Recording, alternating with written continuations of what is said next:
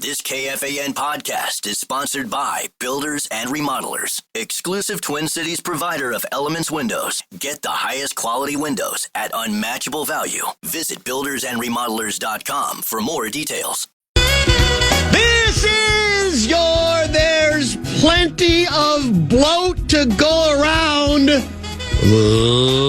Leader Fan Radio Network. And that's a fact. I got through that. KFAN.com.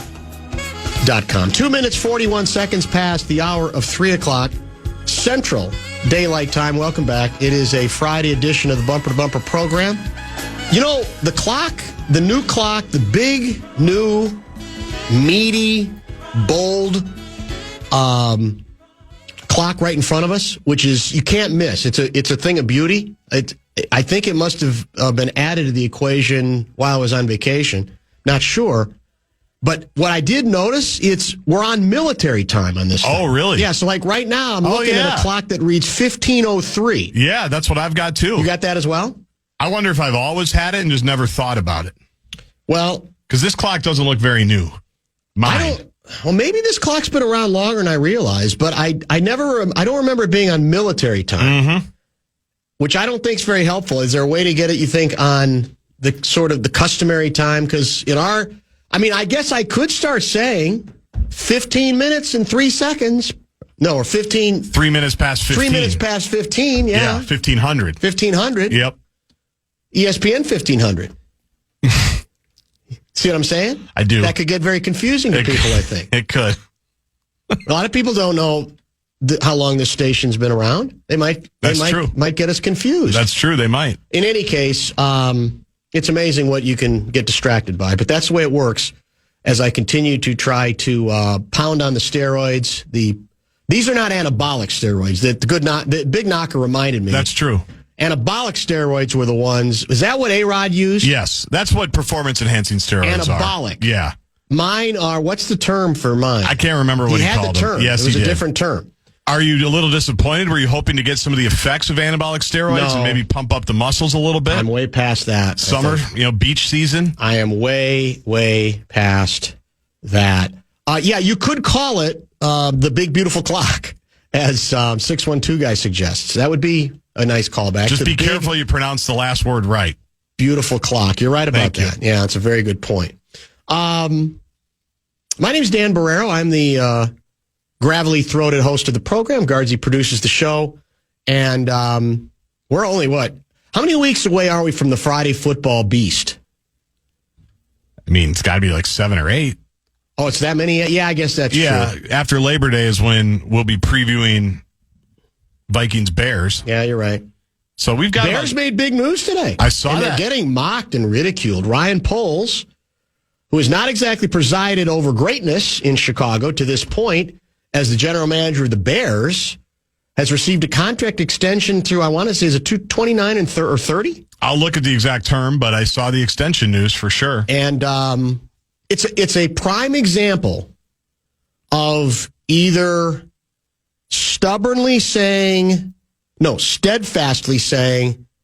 we got the right guy.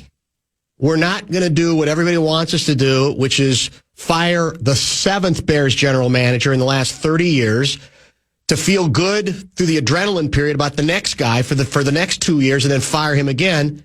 We think we've got the right guy, and now we think we're pairing him with the right head coach as well. We've built the talent, and now we're about to take off. Or they're being decidedly stubborn and not paying enough attention to the results to this point. It's always, to me, one of the most fascinating aspects of the management game in pro sports, is it not? There have been some bumps. We knew it was going to take some time because he inherited a complete mess. He's made a few mistakes, but we see him growing. We see the talent come together. We think we have our quarterback. Now we think we have a coach to go with. We're not going to give what the average rube wants, which is another person's head on a platter. Because sometimes those are the best decisions, right? Yes. Is to trust your judgment. The other side of that, of course, is, well, you're too invested in the decision. You made it. You want to stick with it because the alternative hurts too much, that you failed again, that the people in authority who hired him made a bad decision. Now, refresh my memory. Kevin Warren did not hire Poles, did he? I thought he inherited him. Yeah, I think he would have inherited him. He has doubled and tripled down on him very clearly. Yep.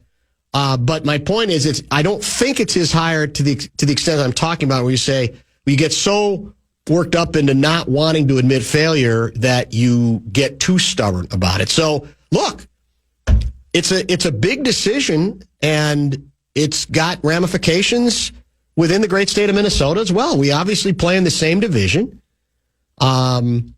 And, you know, the Bears last year, I think, got too much love going into the preseason and failed pretty miserably with it, correct? After a good start, they had that nonsense in Washington. Oh, yeah. They celebrated early, and if they won that game, I think they were going to be like 5-2. Yeah, they had a nice winning streak going. And then I don't think they won again through much of the rest of the season.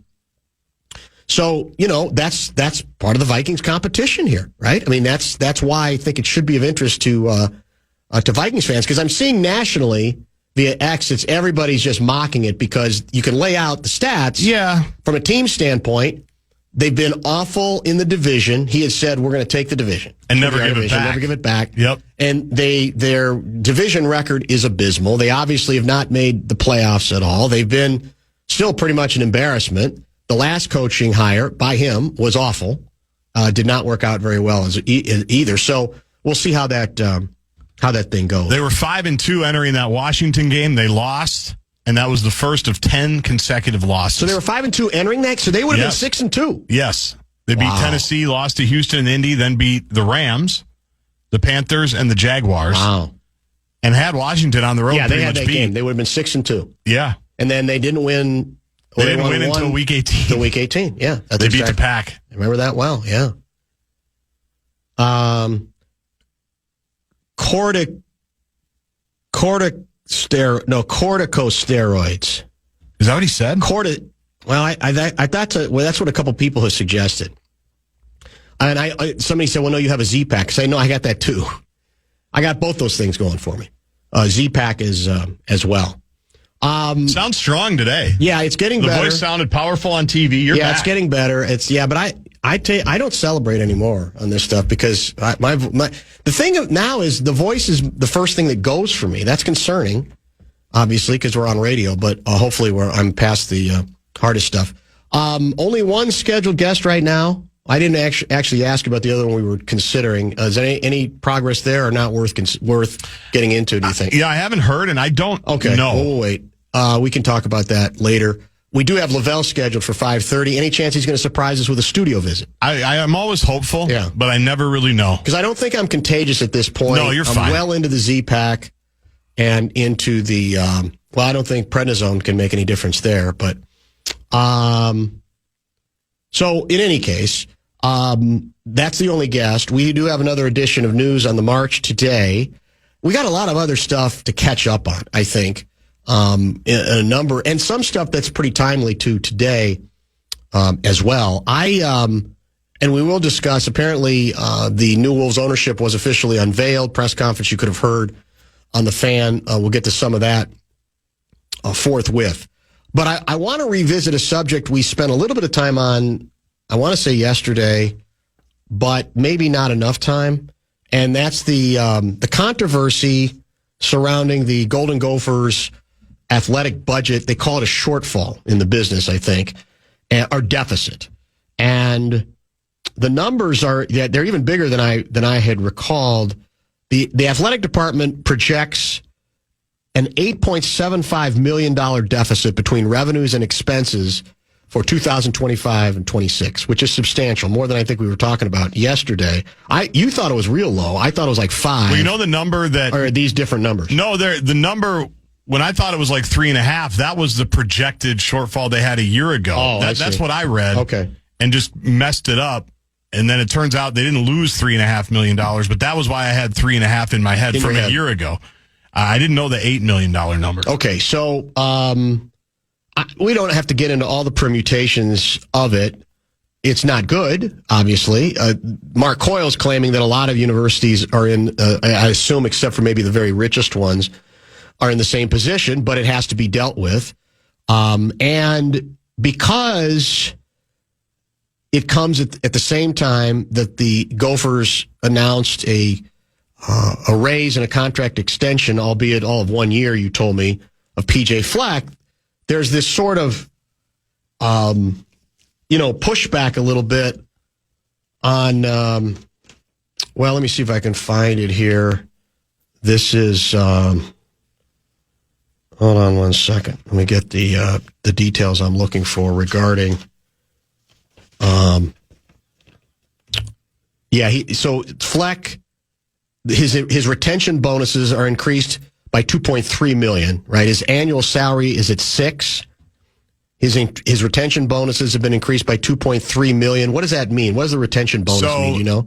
If I read it correctly, after this year, he would get an extra $1 million, like a one-time payment. Yes. And then after year 6, right, he would get 1.3. So it's not like there's something every year. It's $1 million year 1, if I read the story correctly, and $1.3 million after year 6. So because of this sort of timing, and because you've got obviously tuition going up for students, and other issues that new challenges that students are going to have to deal with. So wait a minute, what kind of mixed messages are you sending here, given University of Minnesota a tuition hike? You're cutting academic programs, not a good message. And apparently one Regent James Farnsworth, I think it's understandable for a board member such as myself who has a fiduciary duty and the public to go, hey, what's going on here? So those questions are legit, and I'm not here to say, we talked a little bit about this part of it yesterday. To me, this was not the year to do another raise. I understand it's almost like, okay, it's a year and it's a way to get them more money, but I don't necessarily say it's because of bad timing. I'm just saying I'm not sure this is a year where you have the idea that you always have to keep doing it. I don't know that I agree, so I don't know that Coyle should have done what he did. But there is a but here that whether he did it or not, if we're really going to have this conversation about wasted money at the University of Minnesota and priorities and where does the money go to, let's have the conversation. And it goes well beyond the athletics department. And I think most people know that at this point. In fact, I'm looking at a story. This was written a couple of months ago at the Minnesota Daily. I think it was published May 7. The number of administrative employees at the University of Minnesota has grown at a faster rate than either faculty or student enrollment. This growth is a sign of a nationwide trend some researchers call administrative bloat, and what others term the rise of fake email jobs. Universities have used excess revenue to hire full-time administrators and other professionals at far higher rates than faculty, Forbes reports. But higher education institutions nationwide are facing an enrollment cliff over the next few years as undergraduate student enrollments decline by around 15%. At the University of Minnesota, the number of administrative employees increased by 20% since 2016, with nearly half of those hired in the last 3 years. Enrollment and last 3 years, period. Enrollment and faculty hiring increased at less than half that rate. Student enrollment and research funding have both grown in the last decade, requiring more staff to support research and student services, said a senior director of something called Total Rewards. Both the increase in research and enrollment are good news, she added. That may be true. However, I do think we should have, the subject should be broader than just the athletics department and the message that's, I thought we were kind of past the point where we had to explain why some salaries appear to be in a real world sense out of whack. But I feel like in this town, we seem to have this conversation more than most places. And we can have it, and maybe you could feel better about yourself, beating your chest about how this seems out of proportion, and what are these universities really supposed to be about, blah, blah, blah. And you can wave that banner all you want, but of course it leaves out so many intricate fine points that are also have to be part of the discussion. And I'm just talking about what pretty much most research shows nationwide about how much money tends to flow back into universities, even if it happens to be, it seems, for the wrong reasons, because of healthy football and basketball programs. Now, the comeback to that is we haven't had a healthy men's basketball program in forever. That may be about to stabilize. We'll see. You have probably the best chance to at least get stability than you've had in a while, but that still remains to be seen, and it hasn't happened for any consistent period. But beyond that discussion, if you really want to pound your chest about misplaced priorities and money, and this is harder because at a university the size of the University of Minnesota, it's going to take some really, really hard-hitting reporting to drill down deep in the number of places where this bloat has clearly crept in. It's inevitable in almost every major university. And look, some of it may be inevitable regarding some things that need to be improved or need to change. But I just don't think this part of the story is discussed. It's the sports contradiction is always going to be the shiny red object, right? Or in this case, maroon and gold object. And I'm not here to say that there might not be some bloat there that should be discussed, and that to scratch the contract extension itch here as often as it's been done probably has done too often too. But all this other stuff having to do that's harder to get at because the numbers are more spread out all over the place should be a part of this conversation, even though it's not as sexy as saying, well, PJ Fleck, what'd he do? Let's go after him again. And you know me, I don't despise him. I haven't really criticized him that much lately. You're much more, into the whole brand than I am, but I'm hardly, PJ Fleck's biggest defender all of the time.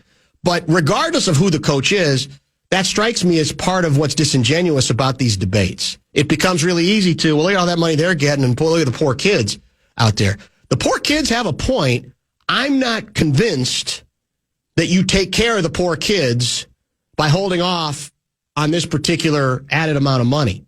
I think it's much bigger than that, and it makes it, to me, I think it actually makes it too easy for the university to almost be relieved that critics are going to make it about that. The sports. As opposed to the entire University of Minnesota, where you can't tell me that there should not be, that there could not be some significant changes made, because at most universities, like I said, it's the administrative side that has become utterly, in some schools, utterly and completely unwieldy. The numbers at some schools are mind-blowing when you actually read stories about them. And this is not an anti-university screed or rant. I'm a big college guy. I'm a big university guy. I've been to 5 of them. There's people who call in here or text, college is a scam. I don't believe college has to be a scam at all. I had a wonderful college experience, and I think a lot of people have had wonderful experiences as well. So this isn't an anti-academic rant in any way, shape, or form, because I believe in all of that stuff. But there has been a significant amount of bloat that should be a part of the discussion, as opposed to just going down the same old road about, well, they just gave the coach another raise and another contract extension, and how about the kids? What are we doing there? How do we explain it? There's a lot of ways it can be explained in a real world sense if you want to be adult about it. But I don't even want to have that debate so much today, because to me that's one we've already should have had and already should have figured out to a large degree.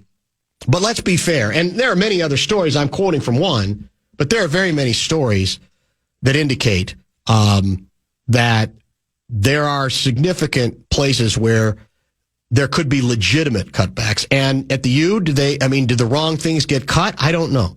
One would assume that academic stuff would be the most expensive, because the assumption is professors' salaries are more expensive than a lot of the. But what with a lot of schools, what you learn when you peel back the layers, you learn that a lot of these administrative jobs, you're shocked by the salaries that are involved and that have been added time and time again for a number of different policy purposes and reasons. When maybe the money, maybe when universities were a little bit more flush in cash. And students, because as you mentioned, like enrollment numbers are down all over the place, right?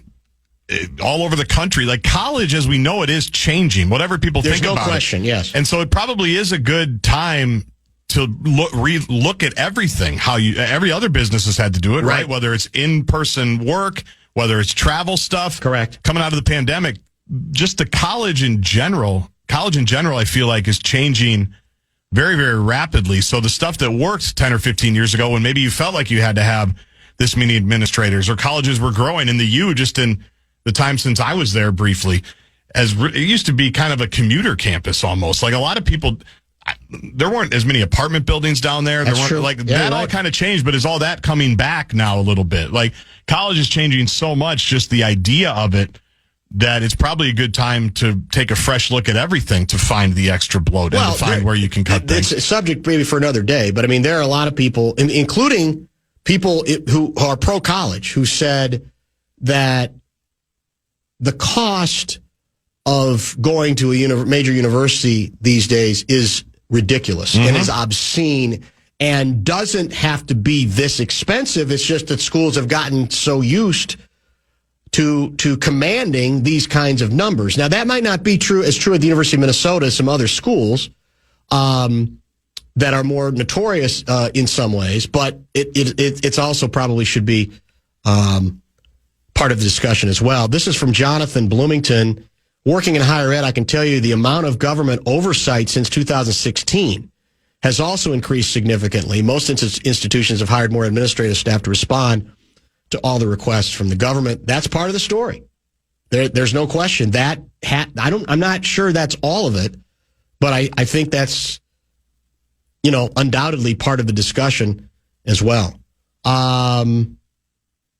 During tough times, tough decisions need to be made. Cut one major program, and your deficit is erased. I don't know what program is he talking about? Another sports program? Must be sports. Or is he talking about an academic program or something else? That I would assume sports. Sports, but I don't think they're cutting a major program. First of all, they don't want to cut anymore. I know that. Do you have these are numbers that are going to be very hard, I'm sure, to get because the university, I don't think, would want to make a big deal of these numbers at all. But part of the shortfall is you're literally, look, football is always going to be king in terms of tickets, right? By definition, because of the number of people you can get in the stands and the prices, which still aren't as bad as some places, but I assume, aren't cheap any longer. But I have to believe that they were so far in the red in terms of basketball revenue because of the paltry attendance numbers at the barn that's a big place where there has to be a jump. Now, again, what's realistic in a building that holds 14, 15 at best? Probably 12. 12 now? Okay. Yeah. And I don't even know what the ticket prices are at this point, but you got enough games where I have to believe there's hope that they can at least, it's not going to fix everything, but they're going to be able to get some relief because I have to believe they get nothing or close to nothing the last couple years when it comes to University of Minnesota basketball, Williams Arena revenue. It's got to be incredibly low, does it not? Yeah, yes, that's an area for growth for sure. Yeah. Now, technically, the basketball program gets. They're not in the red because of all the different revenue things that basketball itself does. But I remember even going back 8 or 10 years ago, this was during the Pitino era, they were not hitting the number attendance-wise that they had kind of projected, and that was going to be a couple of $1 million shortfall. So you are talking about millions of dollars that are left on the table when you do have really low attendance, for sure. All right, let's make this the bottom of the hour pause. Bonus bucks? Speaking of money, might as well get it done. The Fan and BigDeck.com want to give you a shot to win bonus bucks. It's our national cash contest. First keyword on this Friday is cash. Go to KFAN.com and enter the keyword cash. Ball. Celebrate the return of football with the Minnesota Vikings at training camp. The fun kicks off Saturday, July 26th for Back Together Saturday. You can score tickets today at Vikings.com/camp.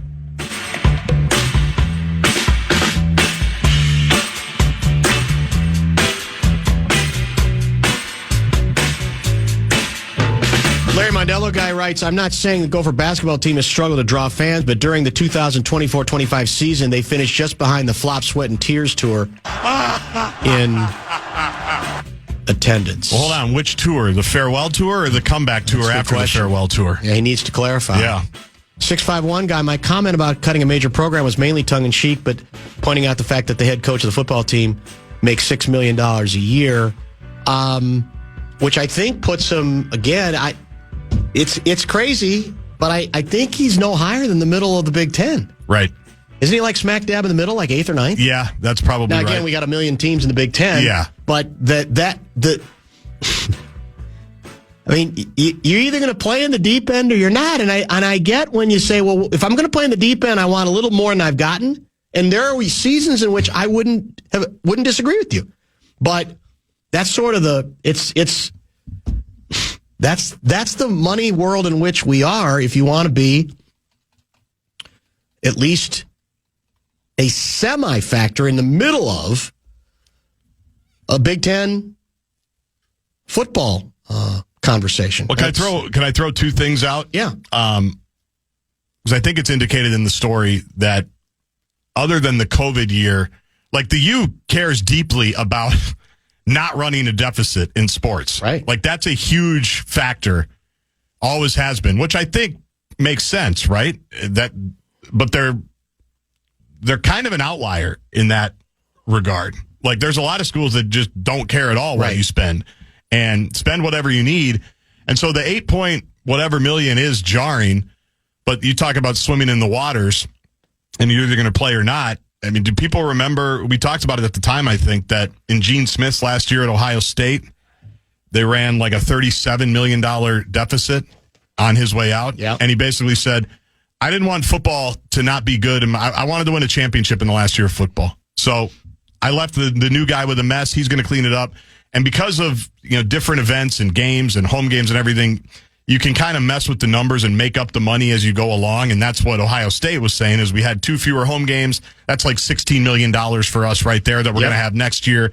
Or we're going to do this, we're going to do that. Like the numbers do sound crazy, but it's a rare thing here at least. And I'd be stunned if this Board of Regents allowed it to be a yearly thing, if that makes sense. It does. Yeah, it does. And it's, again, people don't want to hear it because in a real sense, it seems utterly and completely out of proportion. But I'll go back to either you play in the deep end or you go to the shallow end, I guess, and you go MIAC on the bid. Or, there's certain limits to this thing. That doesn't mean decisions cannot be questioned.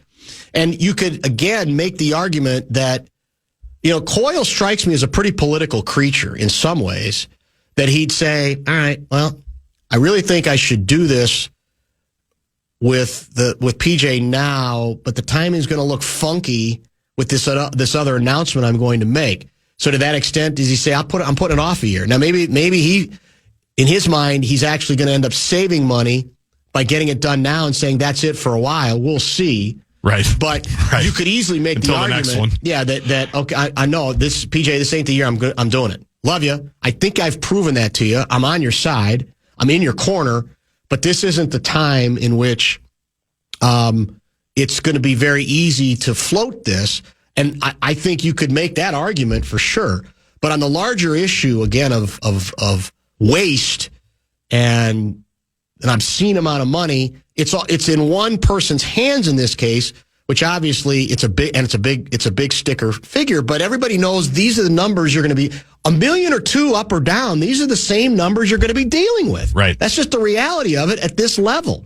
Even at a school like this, which is obviously not going to be contending anytime soon for a national championship, well, unless we keep getting the best recruits. The best players in Minnesota. As we have lately. It is, because obviously there's excess in college sports for sure. I mean, Mace talks about it all the time. You think about how it's grown and the money has gotten so obscene. it wasn't too long ago where schools, including Minnesota, probably thought they were about to have a nice windfall. Yes. And then they realized they have to pay the players. Because that's a part of this too now. We're talking $20.5 million in the Big Ten for anybody that you can opt in or opt out, and good luck not opting in. Because it changed everything. For schools like this, more than the have schools. Yeah. You're 100% right. I mean, it helps them, obviously, in a way. It certainly helps them because you can be more competitive. And if you do have good NIL, which also isn't going away, you can make these financial packages even more appealing. But it wasn't very long ago, probably within the last 2 or 3 years, that when Kevin Warren signed these big media deals when he was commissioner of the Big Ten, and you go, Big Ten schools are going to get $80 million a year by the time this is done. Well, now $20 million of that is going right back to the players, which it probably should have all along. We've talked about that as that story has gone along for decades after decades, but it's the money, because I know people are like, well, didn't we just get this new media rights deal? Yeah, and we also now have to pay the players. That's and like you said, that amount of money, $20.5 million, more than takes care of the deficit that we're talking about here, right? Yeah. In fact, you got double that. They'd be a surplus. That's what's changed, but that's also part of the world in which the new world, are forced to live. There's not much they can do about that either. A couple more texts. Will the growth in revenue make up the difference in the increase in coach's salary, though? Is he talking to growth in revenue for Nico? Yeah, if they put more fannies in the seats, I guess. Yeah, I don't know. I'm guessing Nico's probably in the $3 million. Ben was about $2 million. The other thing too is I'm guessing in here was the Ben Johnson buyout, which was probably $2 or $3 million. True. Yeah. So forgot about that. Which is part of the reason why I was kind of not surprised that he let Ben go, but I'm sure that was a part of it. When I'm sure he had to convince some people, talking about Mark Coyle, that we're going to eat this $3 million, given what we know. I'm sure, no question. To your point about the political part of it, I'm sure he had to sell that and go to some people and say, this is what we have to do. This is what I think we have to do. I obviously don't want to be in the habit of, because Coyle's talked to me about, on the pregame shows before, about just the buyouts in general, because some of them are crazy, obviously. Yes. We've talked about the crazy ones and how hesitant people will be to pay those buyouts down the road because of the new financial realities of players getting money and everybody's budgets being squeezed a little bit more. But I'm sure he had to have more than one tough conversation about that. We're just going to pay this coach $3 million to go away or whatever, even if it was $2 million. I can't remember what it was off the top of my head. Do we think the sports budget deficit matches NIL stipends paid is a coincidence? Of course not. Money that used to fund swimming, volleyball, etc. now goes to the local Lamborghini dealer. Say what you want. Tuition funds NIL payments ultimately. Yeah, I guess you could say that. I mean, it's actually a little bit more complicated than that, but I get his point. But yeah, it's a cynical world in which we live, but I don't know. I would say to that texter, if you're bothered by that, what's the alternative? Because the truth is, even at a school like this, football and basketball are going to name the tune because, relatively speaking, they give you the best chance to get money coming back in, correct? I mean, it's just undeniable. Yep. Whether it's enough money is a good question. It's not been in men's basketball. It should be a considerably better than it is, but that's sort of kind of what you're dealing with at this point. When's the Wolves' next summer league game? Is it tonight, later? I don't think it's tonight. I think, is it Denver next? Yeah, they play Denver. Let me see exactly when we play. I don't know. I'm sure I have an alert on my phone. It's not a big deal. We'll find out during the break. I want to get caught up. Tomorrow night against Denver. Tomorrow night against the Nuggets. And I think we played in its entirety, or at least some of, the A-Rod Mark Lowry introductory presser, which took place in Las Vegas between, I think it started, was it about 2:30? Yeah. In that range? Mm-hmm. And there's a couple of things I want to get to regarding some of that conversation. And we'll also get to some reaction to it as well. Don't forget, Lavelle is scheduled to join us at 5:30 today. As usual, no Ben Gessling. We're giving him another week off. We have another edition of the new and improved News on the March as well. Stay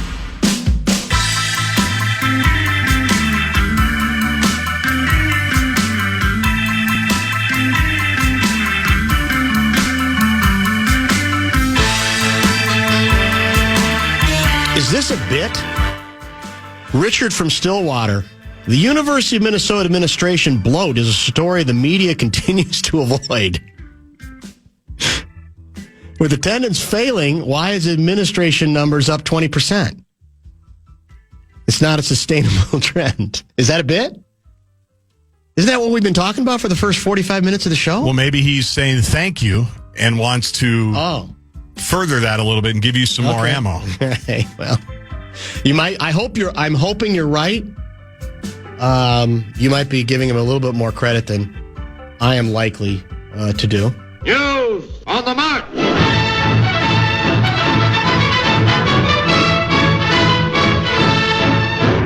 Not only is this a news on the march, it's a... Did you see this story? This is from BBC.com. Your new favorite network. Correct. Yep. One of them. The preliminary report into the Air India crash last month has been released and casts attention on the actions of the pilots. Oh, no. Both fuel control switches, which are used to turn the engines off, were moved to the cutoff position, the report says. It says that in the cockpit voice recording, one of the pilots is heard asking the other why he did the cutoff. The other pilot, it says, responded that he did not do so. It is not specified which voice is which. At the time the aircraft took off, the co-pilot was flying the plane while the captain was monitoring. At least 260 people were killed in the crash. The sole survivor, a British national, escaped the wreckage through an opening in the fuselage. And then there's a subhead under that. What else does the report say? There's nothing else to talk about. If that's accurate, we've got a lot of pilots who listen to the show or check in from time to time. I need some Insta reaction to that particular reporting. And this broke, I think, I'm looking at BBC Breaking News. This was from the last 20 minutes. That's fairly alarming, is it not? Unless I'm not understanding the translation here, or there's more of the story. I mean, that plane was in the air for how many seconds? 30? It was 30, right? It was so quick. Up, went down. Up, and it went down. And you'd say, well, what would cause a plane to go up and down that dramatically? Logically, as a non-pilot, I'd think, well, if you flick the switch off, you got a problem there immediately. But maybe a pilot could say, well, it wouldn't affect it that quickly, even if you did hit those switches. And how is it possible that that would even be among the possible mistakes that one could make when you're flying an aircraft with that responsibility? It boggles the mind, does it not? Yeah. And part of the reason why they have two pilots in there is to catch mistakes like that, is what my pilot friend told me. That's what we asked him one time. He said, why are there two pilots? Right. And he said, well, if you really want to know the answer, it's because there's human error involved, right? We've been talking a lot about human error with the robot umpires. Yes. He said, so we can check each other. Nothing that reassured me more back in the days where I was flying a lot than getting on a plane where you noticed that there were not only the pilot and the co-pilot, but there was another pilot, and he was his older guy who looked like he's got a few miles on him. Yep. Kind of a Sully. Who's, needs to get from point A to point B, so he's on the plane as well. And you're thinking, well, we're gold. We're Even good. if something goes off here, they got another guy who's immediately gonna help out. Best feeling in the world. But the more pilots, the better. That goes back to trust in pilots, right? Which I'm not saying we should lose all trust on the basis of this, but this is man, it's frightening. And that's all I've seen of it thus far. And if other people have more detail, let me know. Let me see if there's anything more in this particular report beyond the switches. This is a story by the BBC international business correspondent Theo Leggett. As we just reported, the report says that according to data from the flight recorder, both the fuel control switches, which are normally used to switch the engines on or off when on the ground, were moved from the run to the cutoff position shortly after takeoff. This caused both engines to lose thrust. It's not specified as I said which voice is which. The switches were then moved back into their normal in-flight position, something which would automatically start the process of relighting the engines. One engine, according to the report, was in the process of regaining thrust at the time the aircraft crashed. The other was relit but was not yet regaining thrust.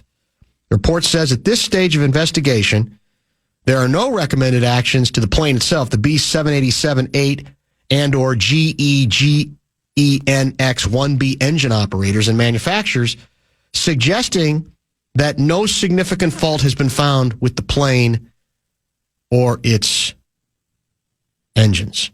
So if the button was pushed back, that would almost seem to indicate literally that. But how do you switch them both off? One, I could see I hit the wrong button, whatever. Right. How do you switch them both off? It's mind-boggling.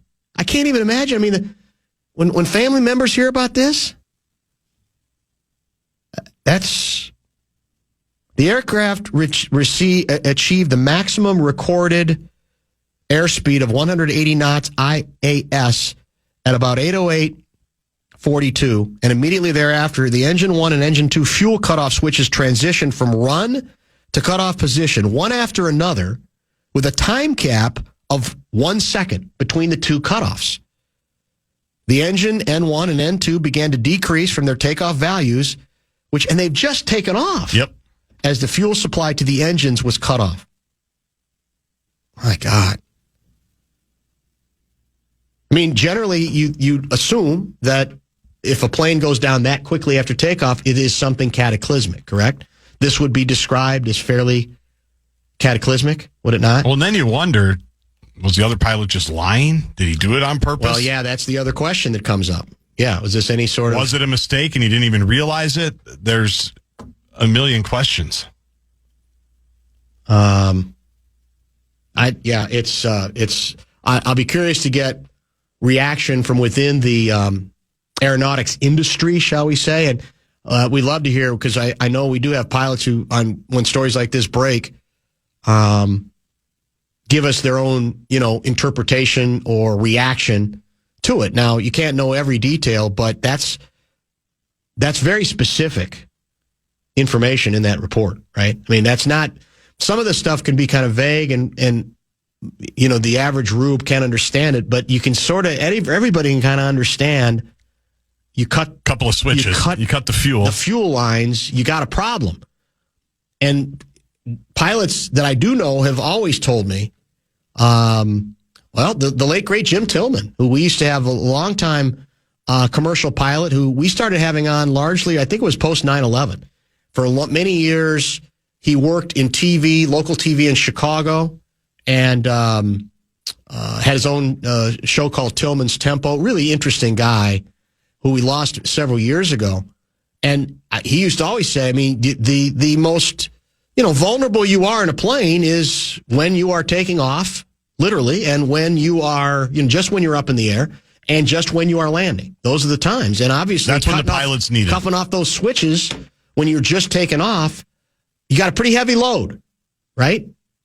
Between passengers and baggage and all the fuel you are carrying, correct? At that point, that sort of switch, turning that switch off would be rather frightening.